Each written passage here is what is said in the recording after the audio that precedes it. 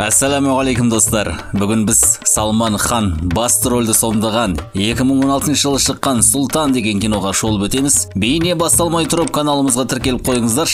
Ал біз бастайық. Кино басында бір күрестің фанаты еліне жақсы палуан іздеп, соны айтып жатады. Содан әкесі оған Сұлтан деген палуан бар, соны тауып ал дейді. Ол керемет күресші.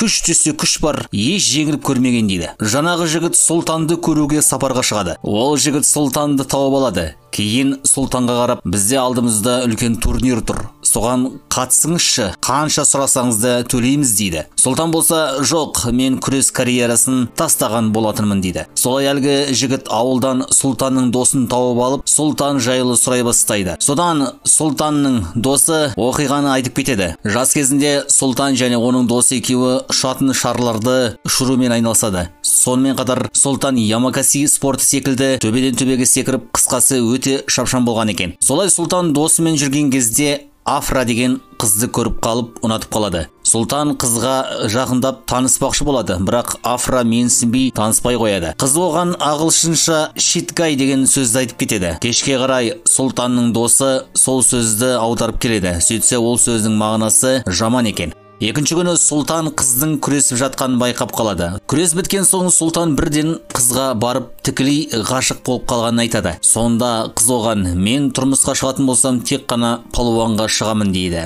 Сұлтан оған, мен жап-жаңа ғана палуан боламын деп шештім дейді. Сол кезде қыз оған, бізде әкемнің қарамағында 30-дан астам палуандар бар. Солардың барлығы сені жеп қояды дейді. Сұлтан намыстанып, ертең келемін дейді. Сұлтан Афраның әкесіне келіп күресші болғысы келетінін айтады.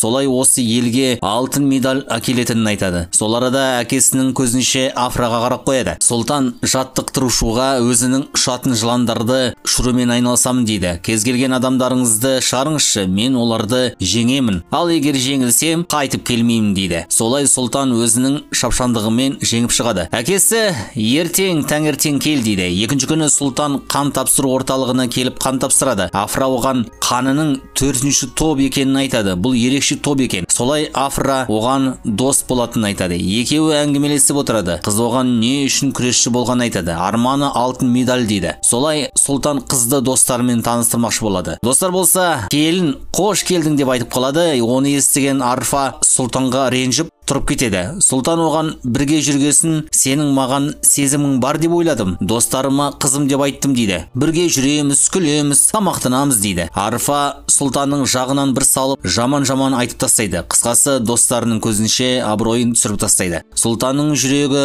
жараланады. Намыстанған Сұлтан Арфаның әкесіне барып, үлкен аренаға күресуге кім барады? Сонымен мені шығарыңыз дейді. Егер мен оны құлатсам, онда мен барамын дейді. Әкесі күледі, содан рұқсат беріп, Сұлтан қарсыласымен күреседі. Ана қарсыласында тәжірибесі бар, Сұлтанды жатқызады. Сұлтан орнынан тұрып, дәл осы жерге бір айдан кейін келемін, бірақ жай Сұлтан емес, палуан Сұлтан ретінде дейді де кетіп қалады. Солай Сұлтан жаттығатын заттар жасап, жаттыға бастайды. Одан кейін бір жаттықтырушыға барып, күрестің тактикаларын үйренеді. Сұлтан солай сол мектепте керемет күресетін адам болып шығады. Күші де мықты болып, тракторды сүйрейтін болады. Содан бір ай өткен соң бағанағы Арфаның әкесінің палуандармен күресіп, оларды жерге жатқызады. Арфаның әкесі қуанып, сен осы күресте жеңіп шығасың дейді. Сұлтан шығады да қарсыласын жеңіп шығады. Сұлтанның лақтырыстары керемет енді. Сұлтан осымен қанағаттанбай, салмағы жағынан өзінен үлкен мықты палуандарға шақыру тастаған екен. Жаттықтырушы, сенің есің дұрыс па дейді. Ондай палуандармен күресу үшін көп жаттығу керек дейді. Одан кейін Арфа келіп, осы ойыннан арылуын айтады. Бірақ Сұлтан кезіндегі қыздың намысқа тиген сөздерін айтып, өзінің танымал болғысы келетінін айтады. Солай Сұлтан қарсыласымен шығады. Қарсыласы шынымен де дәу екен. Қарсыласы Сұлтанды лақтырады. Одан кейін Сұлтан шығып керемет лақтырады, солай жеңіп шығады. Арфа болса күлімсіреп қуанып қалады. Одан кейін Сұлтанды құттықтап кешірім сұрайды. Оған Сұлтан, не үшін? Мен осындай болғаным сенің арқаңда дейді. Солай Сұлтан мен Арфаның тойы болады. Сұлтан солай той жасалып біткен соң, Сұлтан әр қарай күрестерге шыға береді.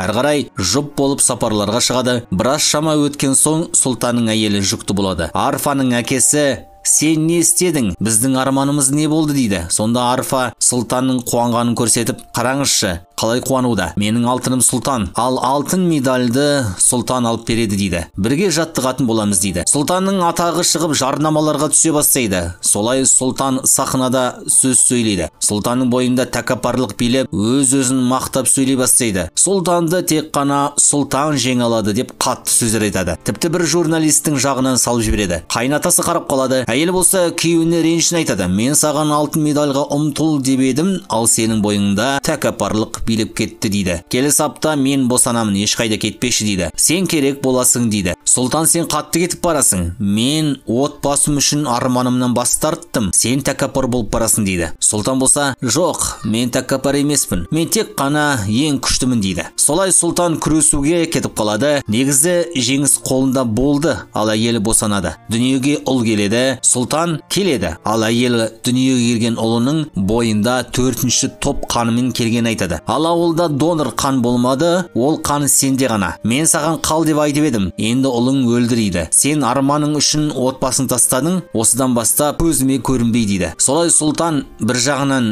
жеңсе, бір жағынан жеңілді десе болады. Ашуланған сұлтан өзіне құрған мүсінін сындырып тастайды. Оқиғаны жалғастырып досы айта бастайды. Сіз сұлтанды ақшамен көндіре алмайсыз. Сұлтанның сезіміне, намысына тиіңіз дейді. Сұлтанның арманы қан тапсыру орталығын ашу екен. Ол өзінің басында өткен оқиға ешкімде болмағанын қалайды. Бизнесмен жігіт сұлтанды көндірмекші болып қасында жүреді. Сұлтан әйелін арфаны көріп қалады. Солай кешірім сұрайды. Өзінің қайтадан күреске оралуын және бұның бәрі ар намысымыз үшін жасаймыз дейді. Егер де осыдан бастап көріспесек, кешір деп кетіп қалады. Бизнесмен жігіт пен сұлтан қалаға келеді. Солай сұлтан өзінің қарсыластарын қарап жатады. Бизнесмен жігіт сұлтанға қарсыластарының төбелестерін көрсетеді. Оған сұлтан, бұлар аралас жекпе-жекке шығушылар, ал мен тек үнді күресін ғана білемін ғой дейді. Бизнесмен оған, сенде ең бастысы күш бар, тек қана соны қалпына келтіру керек дейді. Солай бір жаттықтырушыға апарады. Ол осы қаладағы ең мықты палуандарды жаттықтырып шығарған екен. Ана жаттықтырушы сұлтанның оқиғасын естіп, мен оны жаттықтырмаймын дейді. Солай біраздан соң келіседі. Ертең кел, көрейік дейді. Сұлтан айнаға қарап өзінің қарны шығып кеткенін байқап, көңілі түсіп, ашуланып киініп алады. Сұлтан рингке шығады. Қарсыласы секундтар ішінде сұлтанды құлатады. Намыстанған сұлтан күрес арқылы қарсыласын артқа лақтырады. Солай мастер сұлтанды жаттықтыра бастайды. Сұлтан жүгіреді, одан кейін кірпіштерді көтереді, әртүрлі мықты жаттығулар жасайды. Бокс, кикбокс, әртүрлі стильдерді үйренеді. Біраз шама уақыттан соң сұлтан мықты жаттығып шығады. Жаттықтырушы бүкіл шәкірттерінің есімдерін құлыпқа жазып іліп қояды екен. Жаттықтырушысы ол да сұлтан сияқты отбасын ренжітіп алған екен. Өзінің төбелес залына бара алмайтынын айтып, сәттілік тілейді. Солай әлемдік MMA төбелесі болатын күн жан-жақтан америкалық, бразилиялық, басқа да палуандар келеді. Бүкіл актерлардың түрлері таныс. Солай сұлтан мен бразилиялық палуан шықпақшы болып шешеді. Төбелес болмас бұрын журналистерге сұхбат береді. Қарсыласы ашулы болады. Әкесі қызына сұлтанды кешірсеңші дейді. Солай бірінші төбелес басталады. Қарсыласы оңай адам емес, шапшаң екен. Бірінші раунд сұлтан үшін қиын болады. Қарсыласы тұншықтырып, ұйықтата жаздайды. Қарсыласы екінші раундта айрам деп белгі береді. Сұлтан екінші раундта үнді күресінің әдісін қолданып, лақтырады да кетіп қалады. Сұлтан ол қарсыласының енді тұрмайтынына толық сеніп, клеткадан шығып кетеді. Барлығы сұлтан деп айғайлайды. Қайнатасы да мәз болып қуанады. Солай екінші төбелеске шығады, оны аз уақытта жеңіп тастайды. Солай үшінші төбелеске шығады. Қарсыласы енді қара нәсілді жігіт мықтылау, ананың тебісі сұлтанның қабырғасын сындырып тастайды. Досы болса, сен өлесің, осы жерден тоқта дейді. Бірақ сұлтан, мен берілмеймін дейді. Екінші раундта қарсыласы мүмкіндікті пайдаланып сұлтанның қабырғасынан ұра береді. Бірақ қарсыласы да иығын ауыртып алады. Сұлтан өзінің әйелінің келгенін көріп, шабыттанып орнынан тұрады. Солай сұлтан қарсыласын артқа лақтырып жеңіп шығады. Сұлтан жеңеді, бірақ ол да талып құлап қалады. Сұлтан ауруханаға жатып қалады. Солай әйелі келеді, екеуі сөйлеседі. Әйеліне не үшін ренжіп жүрсің дейді. Ол сенің ғана ұлың болды ма? Менің де ұлым ғой, мен де әкемін ғой, ұлымды жоғалтып алған дейді. Әйелі кешіргенін айтады да осы төбелесті жеңіп шық дейді.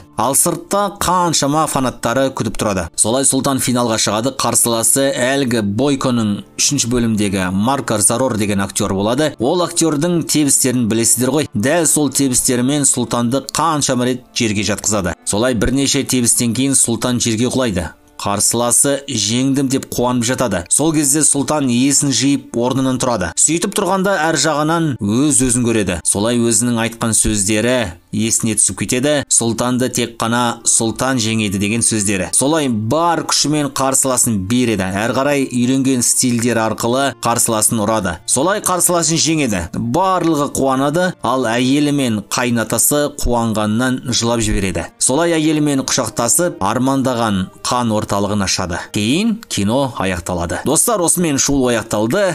Келесі кездескенше.